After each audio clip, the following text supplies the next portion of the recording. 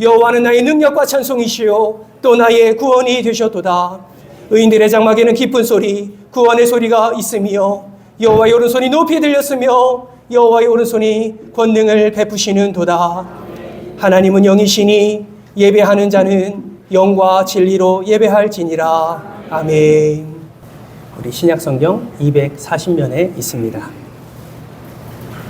꼭 여러분의 성경책을 펴셔서 말씀을 찾으시기를 바랍니다. 우리 로마서 2장 1절부터 16절까지 우리 한 절씩 교독하겠습니다. 그러므로 남을 판단하는 사람아, 누구를 막론하고 내가 핑계하지 못할 것은 남을 판단하는 것으로 내가 너를 정죄함이니 판단하는 내가 같은 일을 행함이니라. 이런 일을 행하는 자에게 하나님의 심판이 진리대로 되는 줄 우리가 아노라. 이런 일을 행하는 자를 판단하고도 같은 일을 행하는 사람아, 내가 하나님의 심판을 피할 줄로 생각하느냐. 꼭 내가 하나님의 인자하심이 너를 인도하여 회개하게 하심을 알지 못하여 그의 인자하심과 용납하심과 길이 참으심이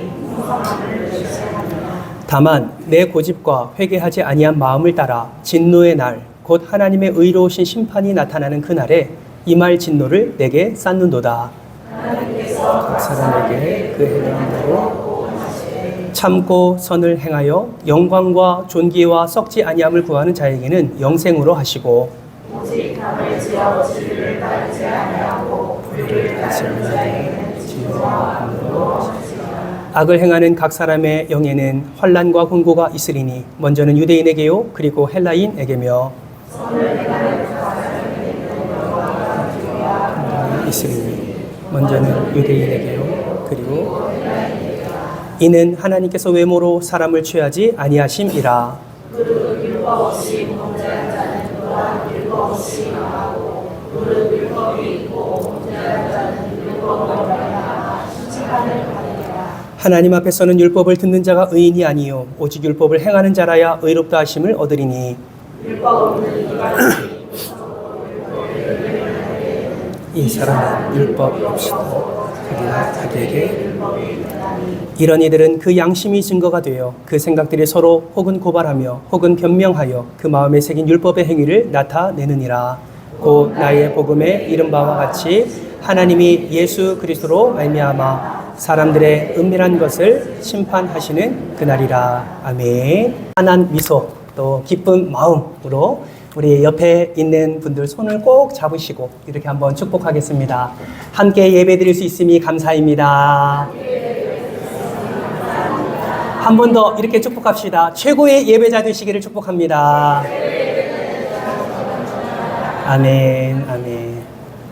여러분 그거 아십니까? 지금 이 시간에도 하나님은 예배자를 찾고 계십니다.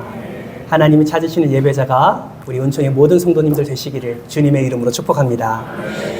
우리는 2주 전에 로마서 1장 18절에서 27절 말씀을 우리가 함께 살펴보면서 하나님의 진노를 받을 자가 어떠한 자인지를 우리가 함께 살펴보았습니다. 여러분, 하나님의 진노를 받을 자, 어떤 자가 하나님의 진노를 받을까요? 불경건과 불의를 행하는 자, 우상숭배하는 자, 그리고 정욕의 노예로 살아가는 자가 하나님의 진노를 받게 될 것이다. 로마서 1장 18절에서 27절 말씀을 통해서 우리가 함께 살펴보았습니다. 사도 바울은 이러한 자들을 한마디로 그들의 마음에 하나님 두기를 싫어한 자들이라고 표현을 했습니다.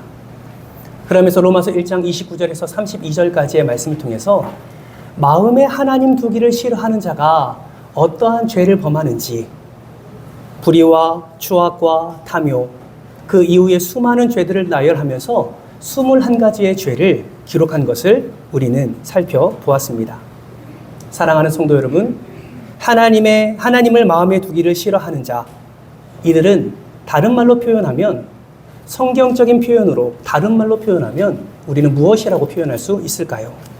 바로 하나님을 믿지 아니하는, 하나님을 따르지 아니하는, 하나님을 섬기지 아니하는 이방인들이라고 우리는 정리할 수가 있습니다.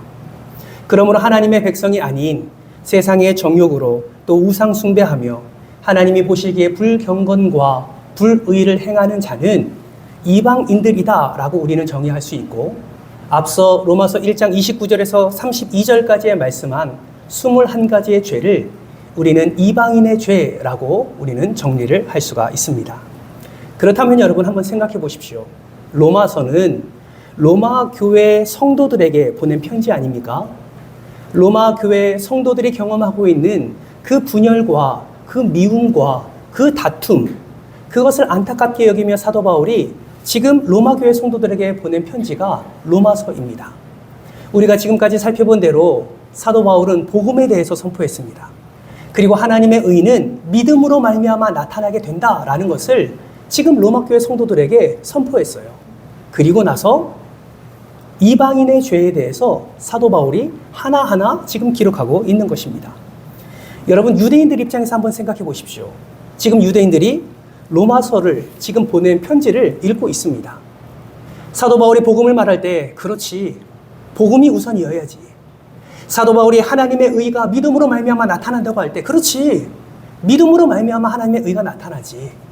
하나하나 수긍하면서 편지의 내용을 읽어가다가 이방인의 죄가 하나하나 드러나기 시작하고 21가지의 이방인의 죄가 눈으로 읽혀지기 시작할 때 여러분, 유대인의 마음 가운데 어떠한 마음이 들었을까요? 참고로 지금 유대인은 이방인들에 대한 편견과 미움과 안 좋은 마음을 갖고 있는 상태입니다. 그러한 상태 가운데 이방인의 죄에 대해서 나열한 것을 읽었을 때 유대인의 마음은 어땠을까요? 제가 감히 판단해 보건대 아마 그 편지를 읽는 유대인들의 마음이 이러한 마음이 아니었나 생각해 보게 됩니다. 그렇지. 이방인들이 문제야. 걔네들이 문제야. 이방인들은 불의한 애들이잖아. 얼마나 그들이 추악한 애들인데. 지들이 예배를 알아? 지들이 율법을 알아? 알지도 못하면서 왜 나대는 거야? 아마 이러한 마음이 유대인 마음 가운데 있지 않았을까라는 생각을 해보게 됩니다. 그런데 여러분, 오늘 말씀을 보세요. 21가지의 이방인의 죄에서 나열한 사도 바울이 로마서 2장 1절 말씀을 통해서 지금 무엇을 말하고 있습니까? 1절 말씀은 이렇게 시작합니다. 그러므로 남을 판단하는 사람아. 그러므로 남을 판단하는 사람아. 누구를 막론하고 내가 핑계하지 못할 것은 남을 판단하는 것으로 내가 너를 정죄함이니 판단하는 내가 같은 일을 행함이니라. 하나님 없이 살아가고 있는 사람들이 어떤 우상에 빠져 있으며 얼마나 어둠 가운데 있는가를 말하는 이 사도 바울이 왜 이방인을 향한 죄의 제목들을 말한 다음에 그 책망의 방향을 유대인으로 향하게 되었을까요? 유대인들에게 이렇게 말하는 것이죠. 이들을 정죄하고 판단하는 유대인들아, 너희는 다른 줄 알아? 너희들도 이방인과 본질적으로 똑같은 죄인이야 라고 지금 말을 하고 있는 것입니다. 왜 이렇게 말했을까요? 사도 바울이 보기에 하나님이 보시는 그 이방인을 판단하는 유대인들 역시 그들 안에 동일한 죄를 범하고 있음을 사도 바울로 하여금 깨닫게 하셨기 때문에 그렇습니다. 사도 바울은 지금 하나님의 판단으로 유대인들을 바라보고 있습니다. 그리고 그러므로 남을 판단하는 사람아 라는 책망의 말로 그 유대인들도 동일한 죄 가운데 거하고 있음을 지금 선포하고 있는 것입니다. 여러분, 우리도 마찬가지 아닙니까? 우리도 얼마나 다른 이들을 쉽게 정죄합니까? 여러분의 지난 날을 한번 생각해 보세요. 멀리 갈 것도 없습니다. 지난 한 주간 한번 생각해 보십시오. 여러분은 지난 한 주간 동안 누구를 쉽게 정죄하셨습니까? 가까이 있는 우리 가족들을, 가까이 있는 내 자녀를, 가까이 있는 교회 성도를, 어쩌면 아는 지인을, 때로는 알지 못하는 사람까지도 우리는 그들의 행동, 그들의 말, 이것을 우리가 판단하며 그들을 정죄하지는 않았습니까? 하나님의 판단 기준이 아니라 내 생각과 내 말과 내 행동과 내가 가지고 있는 이 지식과 그리고 내가 행한 경험의 기준에 되어 그것과 다르게 행동하고 말한다면 어김없이 우리는 다른 이들을 정죄하고 다른 이들을 판단하는 모습을 드러낸 적이 너무나 많다라는 것을 부인할 수가 없습니다. 저는 오늘 이 시간 사도 바울이 말한 그러므로 남을 판단하는 사람아, 이 책망의 말씀이 하나님께서 저와 여러분에게 말씀하시는 하나님의 말씀으로 받으시기를 주님의 이름으로 축복합니다. 왜 그렇습니까? 우리도 언젠가 하나님의 판단 앞에 서야 하기 때문에 그렇습니다. 그렇다면 여러분, 하나님의 판단 기준은 무엇일까요? 오늘 본문에서 하나님의 판단 기준 3가지의 중요한 규범을 우리에게 말씀하고 있는데, 우리가 오늘 이 시간 하나님이 수많은 백성들을 어떻게 판단하시는지, 그리고 예수 그리스도를 믿는 우리가 그 하나님의 판단 기준을 깨닫고 우리가 하루하루를 살아가는 동안에 우리가 판단하는 자리에서 무엇을 기준 삼아 판단을 해야 되는지 함께 말씀을 통해서 살펴보기를 원합니다. 하나님의 판단 기준 첫 번째입니다. 우리 화면을 보면서 같이 한번 읽어볼까요? 시작! 하나님은 진리대로 판단하십니다. 아멘. 무엇으로 판단하신다고요? 진리대로 판단하십니다. 2절 말씀을 한번 보세요. 이런 일을 행하는 자에게, 남을 판단하는 자에게 하나님의 심판이 진리대로 되는 줄 우리가 아노라. 여러분, 여기서 말하는 진리는 무엇을 말합니까? 거짓의 반대 개념으로 사용된 그런 단어가 아닙니다. 오늘 본문 말씀에서 말하는 진리를 크레머라는 신학자는 이렇게 해석을 했습니다. 현상의 기초가 되는 저변의 실체. 말이 너무 어렵죠? 무슨 말이냐면 밖으로 드러나는 현상의 기초가 되는 그 저변에 숨어 있는 그 실체가 바로 진리다라고 말을 하고 있는 것입니다. 여러분, 겉보기에 유대인들은 우상 숭배자가 아니었습니다. 여러분, 그들이 얼마나 동성애를 싫어하는지요. 겉으로 보기에는 그 이방인들의 죄가 나열되는 그 수많은 죄들이 유대인의 삶 속에서 발견되기가 쉽지 않습니다. 그렇기 때문에 유대인은 이렇게 생각하는 것이죠. 우리는 이방인과 달라. 율법을 모르는, 하나님 없이 살아가고 있는 저 로마 사람들, 저 이방인과는 우리는 차원이 달라. 본질적으로 달라. 라는 이 자부심이 유대인들 안에 있었던 것이죠. 그러나 여러분, 사도 바울은 그들의 삶의 겉모습으로 드러나는 현상만을 바라본 것이 아니라 그들의 삶 현상 밑바닥에 있는 그 실체를 사도 바울은 바라보았습니다. 그들에게는 살인죄가 없었지만 그들 안에 살인죄를 야기시키는 미움의 죄가 그들 안에 있음을 발견했습니다. 그들에게 간음죄는 없었지만 간음을 일으킬 만한 음욕의 죄가 그들 안에 있음을 사도 바울은 바라보게 된 것이죠. 사도 바울은 이방인들이 현상적으로 범하는 죄와 유대인의 현상 밑바닥에 있는 그 죄의 실체를 분명하게 드러내면서 모든 죄가 본질적으로 똑같다라는 말을 지금 하고 있는 것입니다. 사랑하는 성도 여러분, 기억하시기를 바랍니다. 하나님은 진리대로 판단하십니다. 하나님은 겉으로 나는 현상으로 판단하지 않으시고, 하나님은 저와 여러분을 판단하실 때 그 판단이 오늘의 판단이든 예수 그리스도가 다시 오실 때에 그 최후의 심판 자리든 전능하신 하나님, 창조자이신 하나님은 우리를 바라보며 진리대로 판단하신다는 사실을 반드시 기억하시기 바랍니다. 여러분, 하나님도 진리대로 판단하시는데 여러분, 하나님을 믿는 우리가 어찌 우리의 마음대로, 우리의 생각대로 다른 이들을 쉽게 정죄하고 판단할 수 있겠습니까? 진리대로 판단하시는 그 하나님은 우리가 쉽게 판단하고 정죄하는 그 모습까지도, 더 나아가 남들이 보지 않는다고 범하는, 또 알지 못한다고 범하는 그 수많은 작은 죄까지도, 심중에 품은 죄까지도 하나님은 판단하신다는 사실을 반드시 기억하시기를 주님의 이름으로 축복합니다. 두 번째 하나님의 판단 기준은 무엇입니까? 두 번째 하나님의 판단 기준은 하나님은 행한 대로 판단하신다라는 것입니다. 오늘 보면 6절 말씀을 같이 한번 읽어볼까요? 큰 소리로 함께 읽겠습니다. 시작! 하나님께서 각 사람에게 그 행한 대로 보응하시되. 아멘. 하나님은 내면에 숨겨진 깊은 것까지 확인하시고 판단하시지만 실제로 행한 대로도 판단하시는 분이 바로 저와 여러분의 하나님이십니다. 여러분, 유대인들은 다른 건 몰라도요, 행함에 대한 굉장한 자부심을 가지고 있었습니다. 자신들의 행함은 상당히 의롭다라고 생각을 했죠. 그래서 기도를 할 때나 헌금을 할 때나 자신의 행위를 더 부각시키는 것을 유대인의 모습을 통해서 우리는 확인할 수 있습니다. 왜 그들은 행함의 자부심을 가지고 있을까요? 두 가지 원인을 찾아볼 수 있습니다.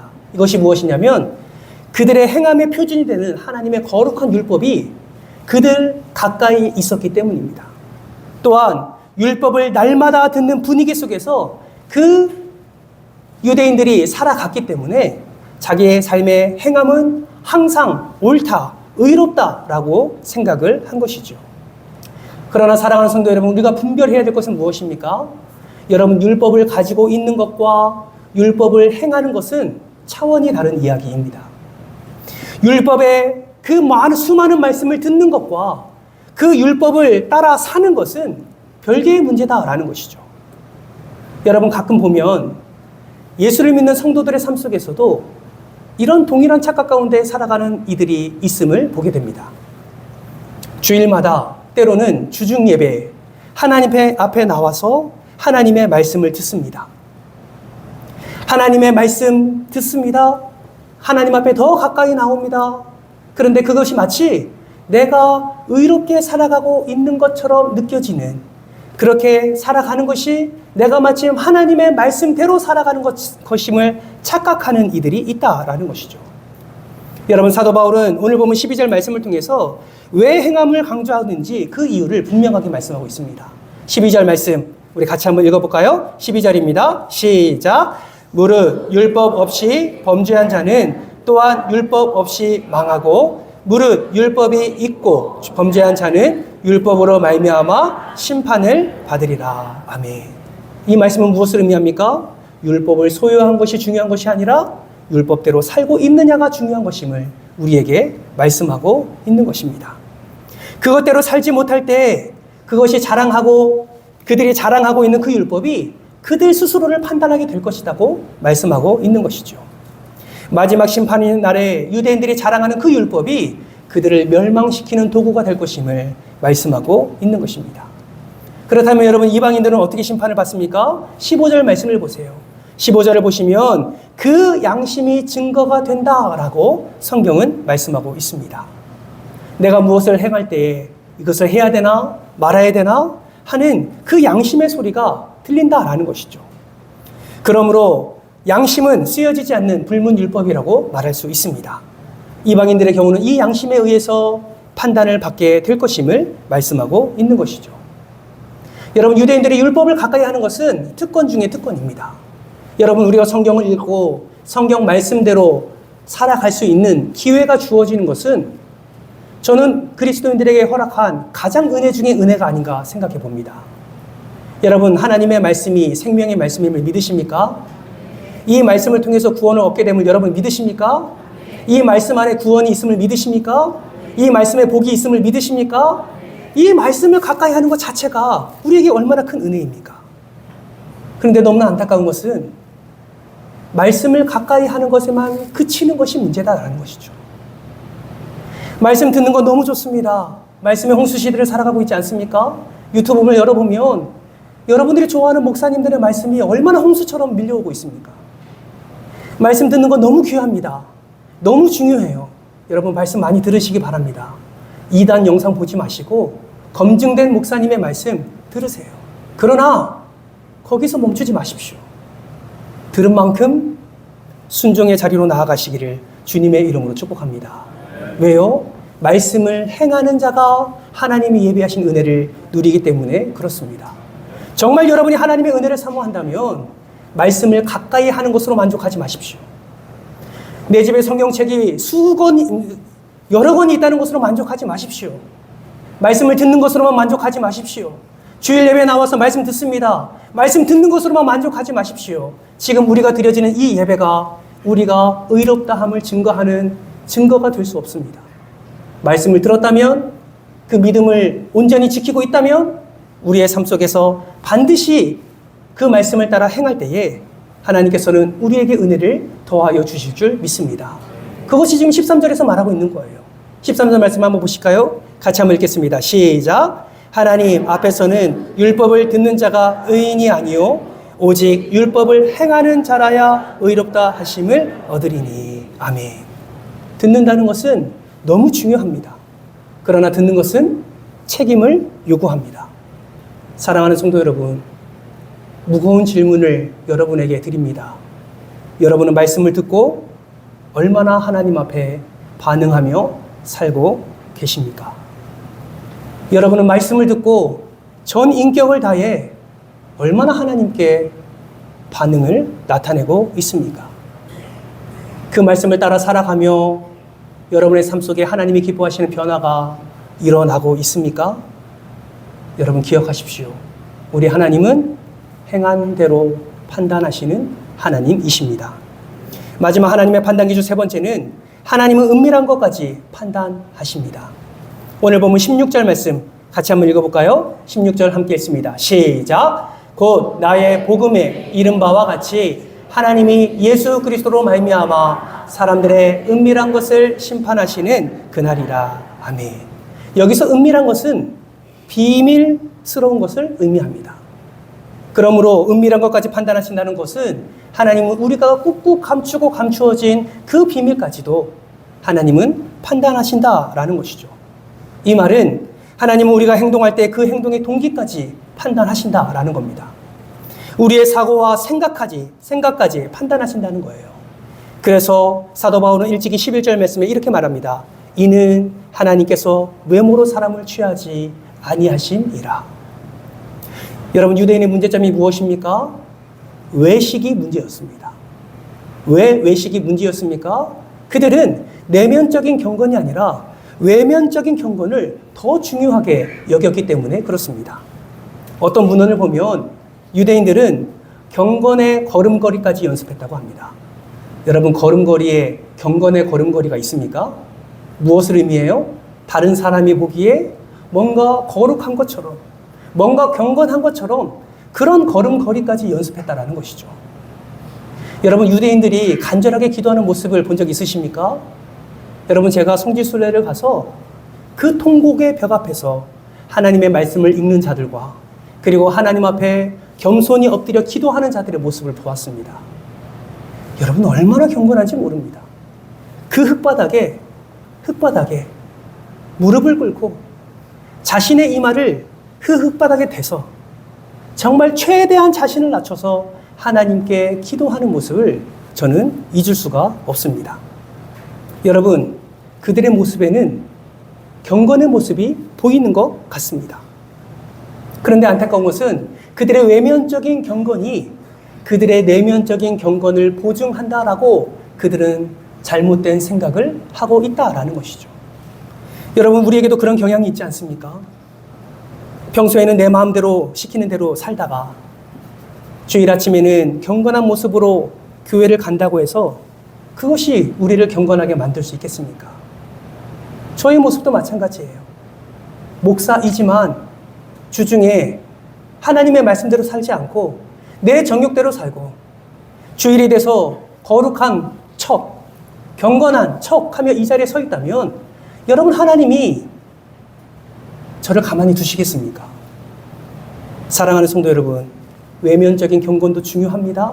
그러나 그런 것에 머물러 있다면 우리는 하나님 앞에 칭찬 들을 수 없을 것입니다. 우리는 알지요. 사람은 겉과 속이 다를 수밖에 없다는 사실을 압니다. 많은 사람들이 겉을 치장하고 화려하게 하고 또 지나치게 보이기를 힘쓰는 그 모습을 보일 때 정말 속에는 썩어져가는 모습을 우리는 발견하게 됩니다. 실제로 하나님의 말씀을 온전히 지킨다 하는 바리새인들이 그러한 삶을 살았습니다. 그래서 예수님은 그러한 자들에게 어떻게 책망하십니까? 마태복음 23장 27절 말씀에는 이렇게 말씀합니다. 같이 한번 읽어볼까요? 시작! 화 있을진저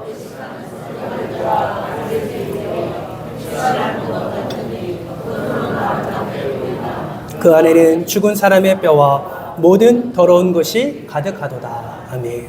여러분 이 말씀을 지금 나에게 주신 하나님의 말씀으로 받으십시오. 그리고 한번 점검해 보십시오.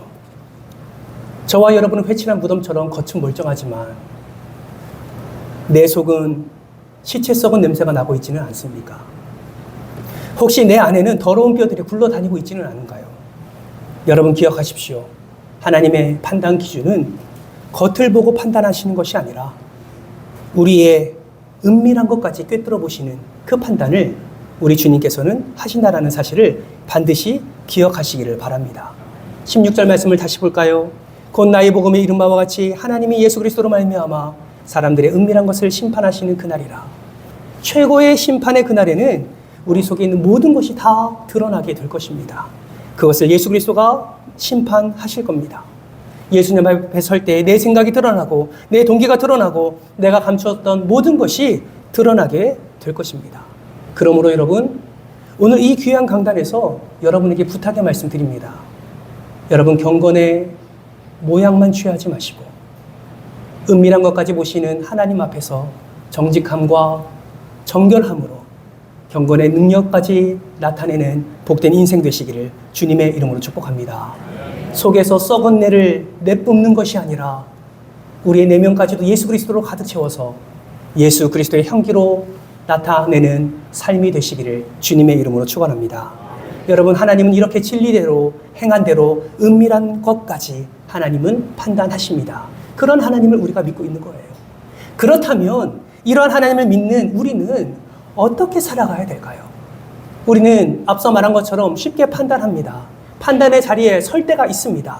그러면 그 판단의 자리에 섰을 때 우리는, 예수 믿는 우리는 어떠한 기준으로 판단을 해야 할까요? 첫 번째, 우리 화면을 보면서 같이 한번 읽어볼까요? 시작! 사랑으로만 판단해야 합니다. 아멘. 사랑으로만 판단해야 돼요. 주께서 우리를 사랑으로 판단하십니다. 아멘이십니까? 가장 확실한 그 교리가 무엇입니까? 칭의 교리죠. 우리가 칭의를 통해서 의롭다함을 우리는 하나님께 인정을 받았습니다.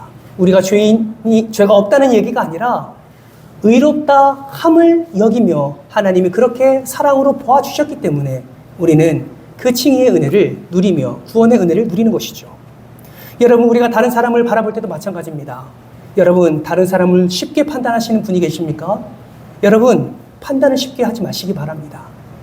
여기서 말하는 판단을 하지 말라는 것은 사회를 향한 비판적인 모든 그런 판단을 아예 하지 말라는 이야기가 아닙니다. 이웃을 돕기 위한 판단이라면 해야죠. 사람을 살리기 위한 판단이라면 해야죠. 그러나 그 판단의 기준이 무엇이라고 말합니까? 사랑으로만 해야 된다라고 성경은 말씀하고 있다라는 것입니다. 아시시의 성자 프란치스코는 이에 대해서 이렇게 말을 합니다. 그대가 누군가를 판단할 때 그의 실수, 그의 잘못에 대해서 그가 겪고 있는 아픔과 똑같은 정도의 아픔과 그의 허물을 인하여 흘리는 연민의 눈물이 없다면 이웃을 판단하지 마십시오.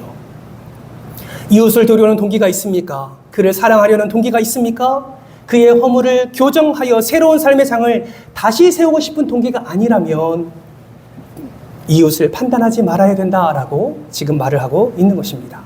사랑하는 성도 여러분, 사랑으로만 판단하시기를 주님의 이름으로 축복합니다. 그럼 어떻게 하면 사랑으로 판단할 수 있을까요? 남을 먼저 판단하기 전에 나 자신을 먼저 판단해 보아야 합니다. 여러분, 내 눈에 들보가 있는데 어찌 다른 사람의 눈에 티를 뺄 수 있겠습니까?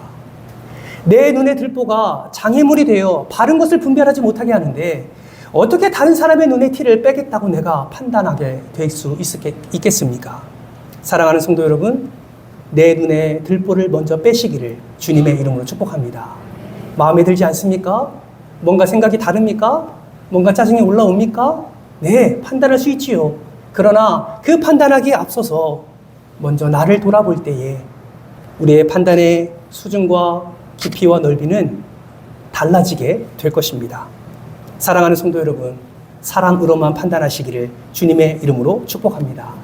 뿐만 아니라 우리는 어떻게 판단해야 될까요? 두 번째는 성숙을 위한 자기 판단을 해야 됩니다. 앞서 말한 내 눈에서 들보를 빼는 그러한 자기 판단은 다른 사람을 판단하기 위한 것이라면 이것은 정말 나를 온전히 바라보고 나를 성숙의 자리까지 나아가기 위한 판단이라는 것을 여러분 기억하시길 바랍니다. 성숙을 위한 자기 판단을 위해서는 우리는 어떻게 해야 됩니까? 가장 먼저 필요한 자리가 있습니다. 한번 따라해 볼까요? 회개의 자리입니다. 어떤 자리라고요? 회개의 자리예요. 잘못된 자기 비판은 자기 학대 속에 빠지게 됩니다. 이거는 불필요한 비판이에요. 그러나 내가 더 하나님 앞에 바르게 서고 내가 정말 믿음으로 성숙된 삶을 살아가기 위해서는 자기 판단이 필요한데 그 자기 판단은 내가 기준 삼아 하는 것이 아니라 하나님이 기준이 되어 판단하는 그 판단임을 여러분 기억하시길 바랍니다. 여러분, 말씀이 기준이 되어야 됩니다. 회개는 말씀의 자리로 나아가는 거예요. 회개는 그 말씀을 나의 기준으로 삼는 것입니다.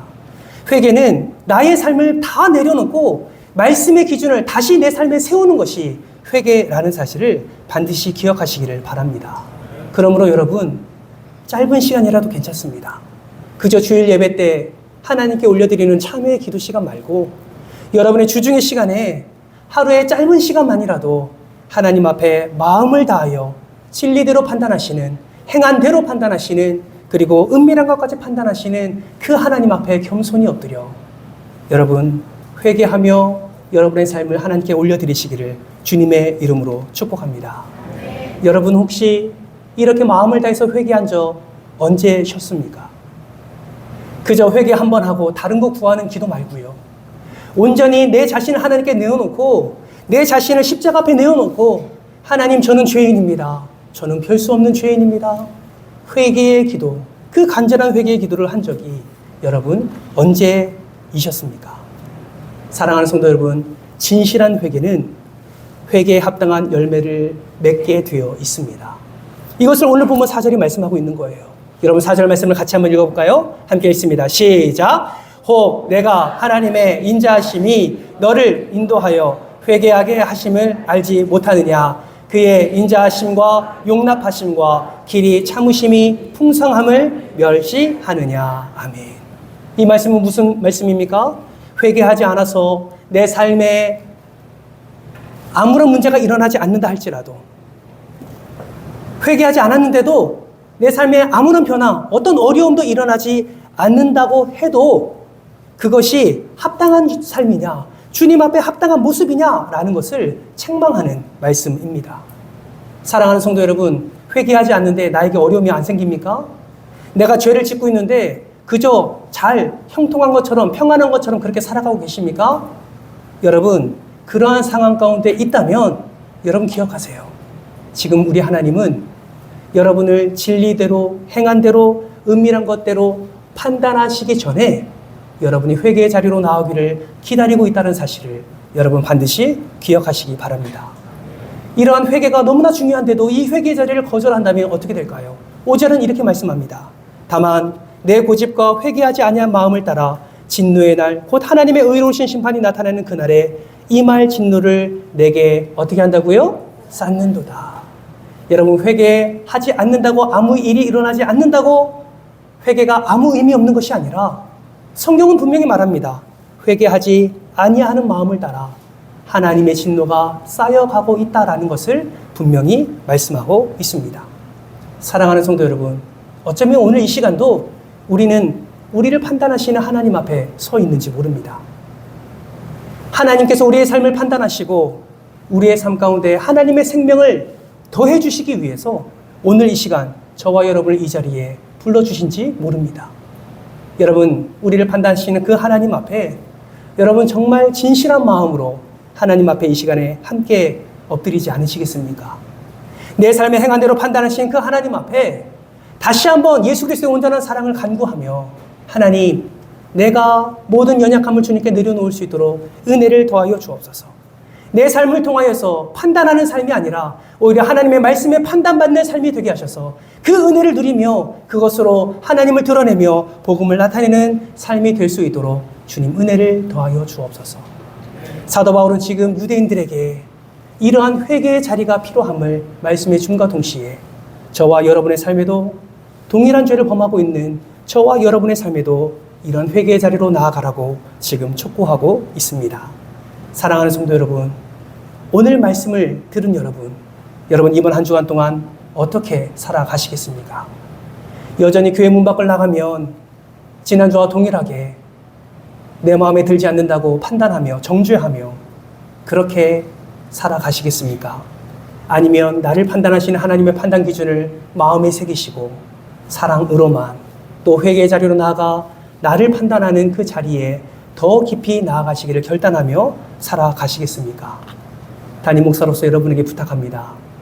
이 말씀을 마음에 새기시고 이번 한 주간 동안 다른 사람을 판단하는 어리석은 자가 아니라 사랑으로만 생각하고 하나님의 말씀을 붙잡고 회개의 자리로 나아가 더욱더 하나님의 말씀 안에 견고히 서시고 여러분을 통하여 하나님의 놀라운 사랑이, 여러분을 통하여 하나님의 놀라운 은혜가 여러분을 통하여 하나님의 놀라운 축복이 여러분의 가정과 여러분의 일터와 여러분이 함께하는 모든 이들에게 흘러가기를 주님의 이름으로 축원합니다. 이 시간 다 같이 함께 회개의 자리로 다시 한번 나아갈까요? 오늘 말씀을 기억하면서 내가 정말 하나님 앞에 판단받는 그 기준을 상실했습니다. 하나님이 나를 어떻게 생각하는지, 나를 어떻게 판단하는지 그 판단 기준조차 모른 채 제가 죄 가운데 살아갔습니다. 하나님, 나를 불쌍히 여겨 주옵소서. 정말 진실한 마음으로 하나님께 회개하지 않으시겠습니까? 그리고 이 은혜를 한번 간구해 보시지요. 사랑으로만 판단하게 하여 주옵소서.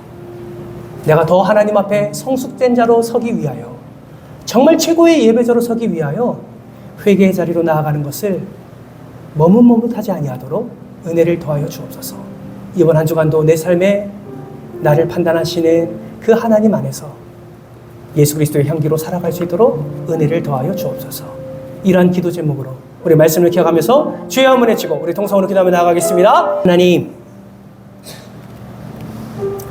말씀을 하나하나 나누다 보니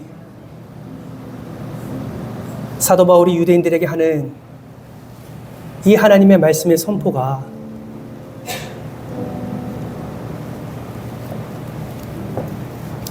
바로 저에게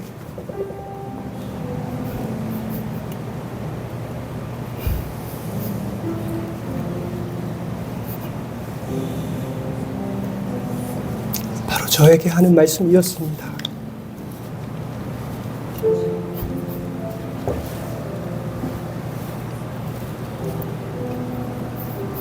왜 그렇게 다른 사람을 정죄했는지, 왜 그렇게 다른 사람을 판단했는지, 얼마나 심중에 그를 미워하고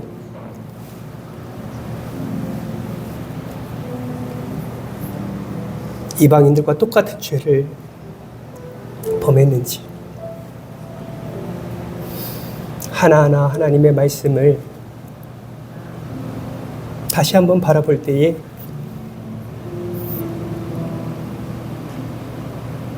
차마 주님 앞에 고개를 들 수가 없습니다. 그러나 우리에게 이런 말씀을 허락해 주심은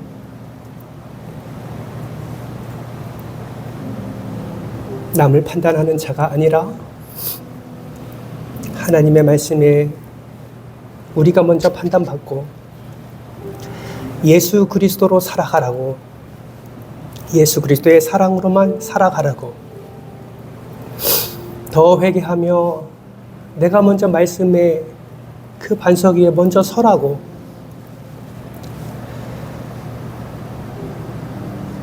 먼저 하나님의 사랑을 깨달으라고 저에게 이 말씀을 허락해 주신 줄 믿습니다. 하나님, 두렵습니다. 또 이번 한 주간 살아가는 동안에 아무렇지도 않게 또 다른 사람을 판단하게 될까봐 하나님, 두렵습니다.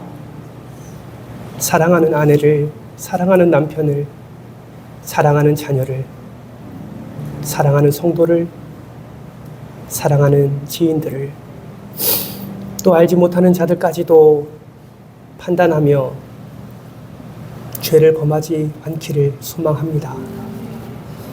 이 말씀을 받는 모든 사랑하는 주의 자녀들이 이 말씀을 무겁게 받게 하시고 이번 한 주간 동안은 하나님의 그 말씀을 붙잡고 나를 판단하시는 하나님을 먼저 바라보게 하시고 내가 먼저 회개의 자리로 나아가 내가 먼저 말씀으로 일어설 수 있도록 은혜를 더하여 주옵소서. 판단하고 정죄하는 자가 아니라 오히려 그를 안아주고 그를 이해하고 그를 더 예수 그리스도께로 더 인도하는 우리의 삶이 되게 하여 주시옵소서. 감사를 드립니다. 우리에게 은혜를 허락해 주신 하나님을 찬양합니다. 감사드리며 예수님의 이름으로 기도드리옵나이다.